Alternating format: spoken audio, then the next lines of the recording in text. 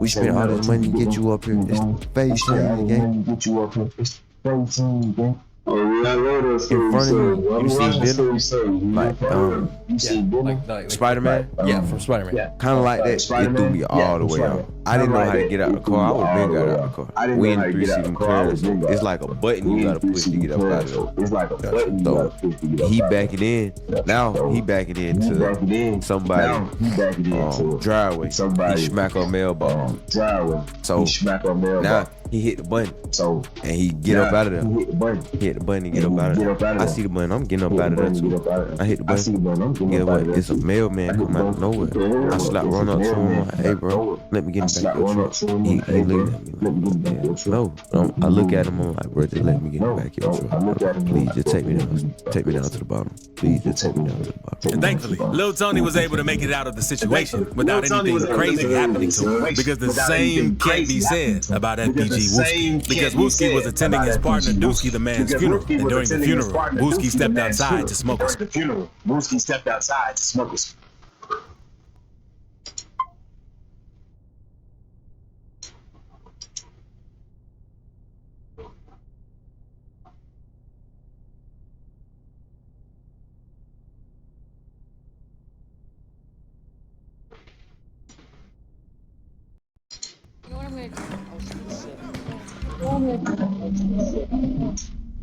I followed her on TikTok. Need a UGC video for your business? Find me and many other skilled creators on Fiverr.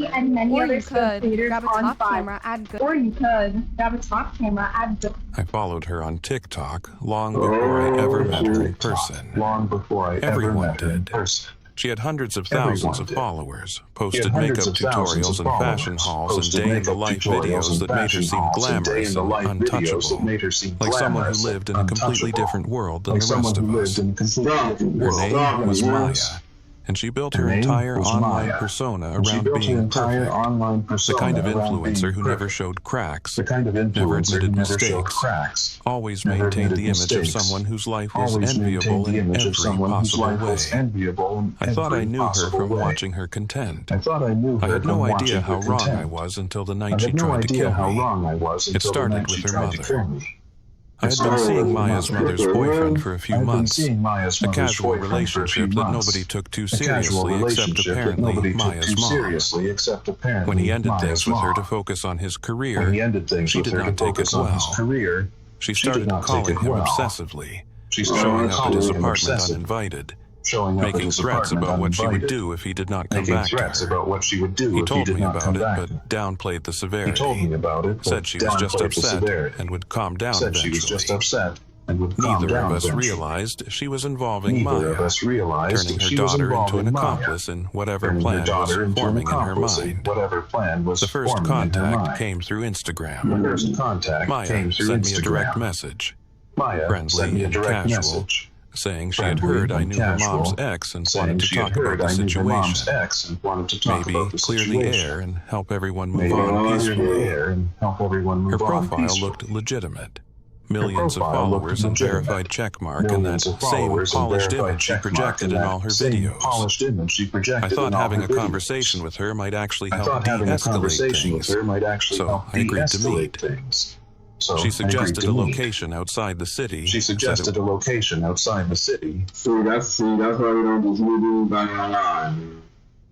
Would be more private and comfortable than meeting at a coffee shop where people might recognize her. That should have been my first warning. But I was naive enough to believe a TikTok influencer with a wholesome online image could not possibly be dangerous. I drove out to meet her on a Friday night in February, following the directions she sent to a quiet stretch of road lined with trees and minimal streetlights. She said she would be there with a friend, that it would just be a quick conversation to sort everything out. When I pulled into the meeting spot, I saw two cars waiting, their headlights cutting through the darkness. Maya was standing outside one of them, dressed casually in the kind of outfit she would never post online. No makeup, no ring light. Just a young woman who looked nervous and tense. Her mother was in the other car. And that is when my stomach started to drop. When I realized this was not going to be the peaceful conversation I'd been promised. What happened next unfolded so fast I barely had time to process it. Maya's mother got out of her car screaming, calling me names, and accusing me of ruining her relationship. Her voice echoing across the empty road. I tried to calm her down. Tried to explain that I had nothing to do with her boyfriend's decision, but she was beyond reason. Maya stood behind her mother, filming everything on her phone, and I remember thinking how surreal it was that even in this moment of confrontation, the instinct to document it for content was still there. Then the situation escalated beyond anything I could have anticipated. Maya's mother got back in her car, and suddenly both vehicles were moving. Engines roaring, headlights blinding me as they started driving aggressively, circling my car, boxing me in. I tried to reverse, to get away, but they were coordinated, working together to trap me on that dark road. Maya was driving one of the cars now, her mother in the passenger seat shouting instructions, and the influencer I had followed online for makeup tips and fashion advice was actively participating in what I was beginning to realize was an attempt to hurt me. I managed to break free, my car scraping against theirs as I forced my way out of the trap they had created, and I floored the accelerator, racing down that dark road with both of their vehicles chasing me. The speedometer climbed past 80, past 90, my hand shaking on the steering wheel as I tried to navigate turns and keep distance between us.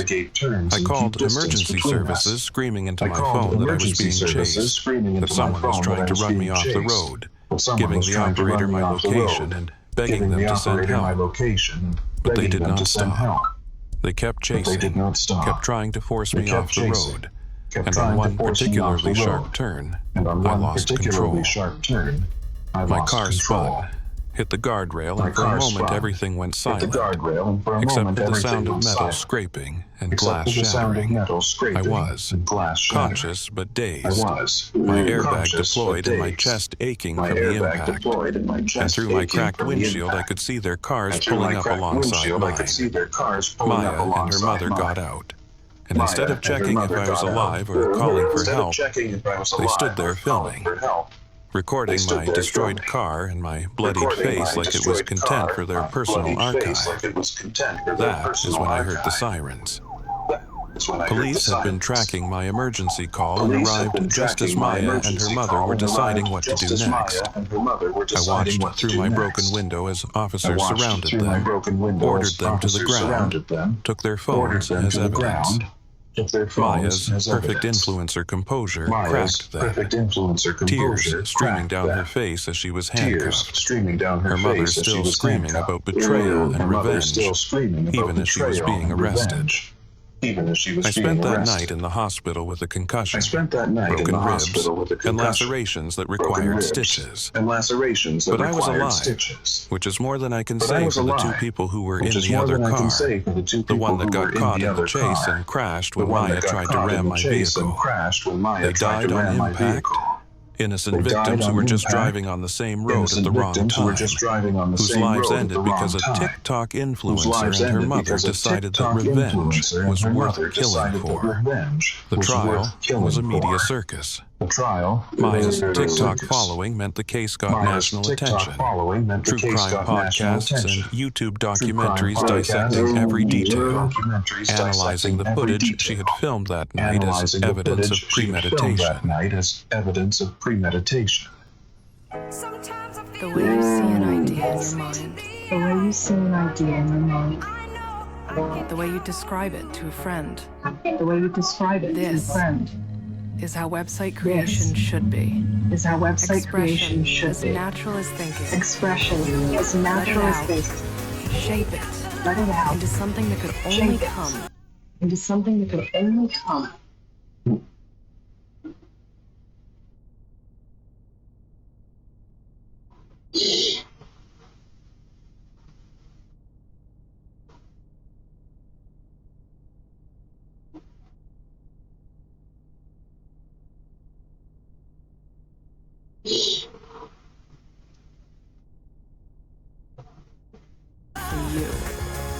This is the new way to create Twix harmony. Her videos were played in court, showing her glamorous lifestyle contrasted against the violent reality of what she had participated in. People who had followed her for years struggled to reconcile the smiling makeup tutorial girl with the person who had chased someone down a dark road and contributed to 2 deaths. She was convicted of murder. Her mother, too, both participated in. People who had followed her for years struggled to reconcile the smiling makeup tutorial girl with the person who had chased someone down a dark road and contributed to 2 deaths. She was convicted of murder. Her mother, too, both sentenced to life in prison. The judge noted that Maya had every opportunity to stop what was happening, that instead of de-escalating or calling for help, she had actively participated, had filmed the violence, had treated the entire situation like content to be documented rather than a crime to be prevented. Her TikTok account was deleted. Her videos scrubbed from the platform, but screenshots and re-uploads circulated for months afterward. People morbidly fascinated by the influencer who became a killer. I testified at the trial, recounted every detail of that night, described the terror of being chased, and the surreal horror of watching someone I had followed online try to murder me. Maya looked at me from across the courtroom with the same blank expression she used in her videos, like she was performing for an audience that was no longer there, still unable to process that her actions had real consequences beyond likes and comments and follower counts. The documentary about the case aired a Yeah, this shit crazy.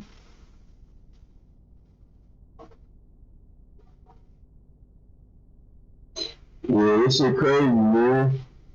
Yeah, that's what I usually be watching.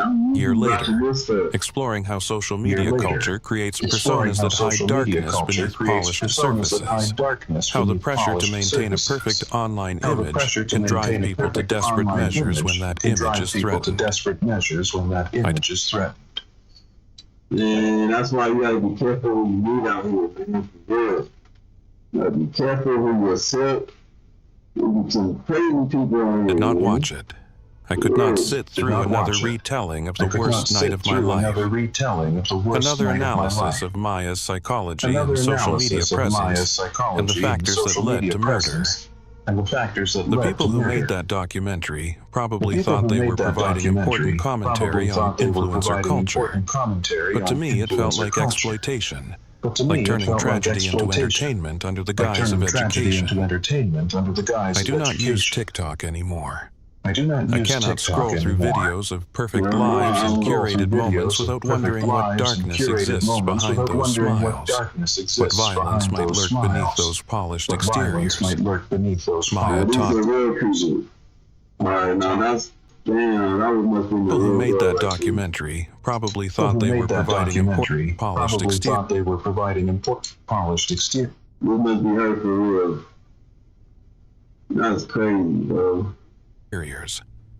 Maya taught me that the person you see online is never the complete truth, that followers and verification check marks and viral videos mean nothing when it comes to actual character.